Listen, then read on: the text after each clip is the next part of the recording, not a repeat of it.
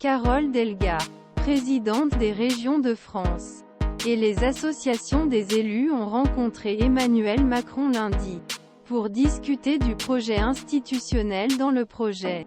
Il s'agit d'un euphémisme dire que les représentants associations des élus invités ce lundi à l'Élysée étaient impatients de rencontrer Emmanuel Macron, pour évoquer la réforme institutionnelle que l'exécutif prépare. Quelques semaines.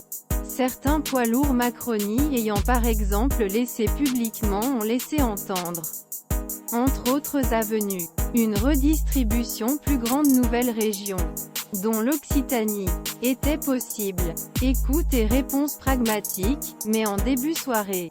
À la fin cette réunion, Carole Delga, présidente la région d'Occitanie, qui a parlé du président des régions France, a admis satisfait, en évoquant l'écoute et les réponses pragmatiques, et pour indiquer que lors des discussions, il n'était pas question de redécouvrir les régions.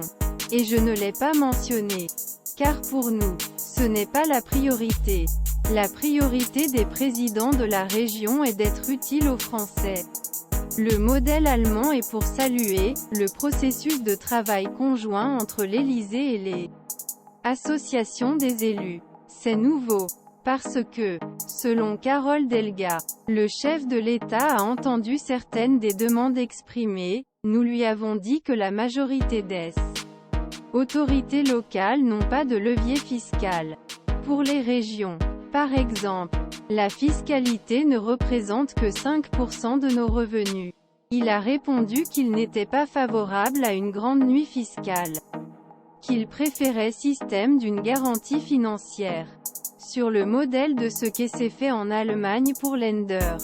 Elle a poursuivi, ce qui change également, c'est que nous ne faisons pas une réforme institutionnelle de soi, faite par avocats et des spécialistes, avec objectif politique. Dans ses remarques, Emmanuel Macron a indiqué que le problème n'était pas redécouvrir les régions, mais garantir qu'en fonction leur taille, leur culture, nous offrons, pour chacune des réponses efficaces, plus claires et lisibles. 3 sujets principaux par conséquent.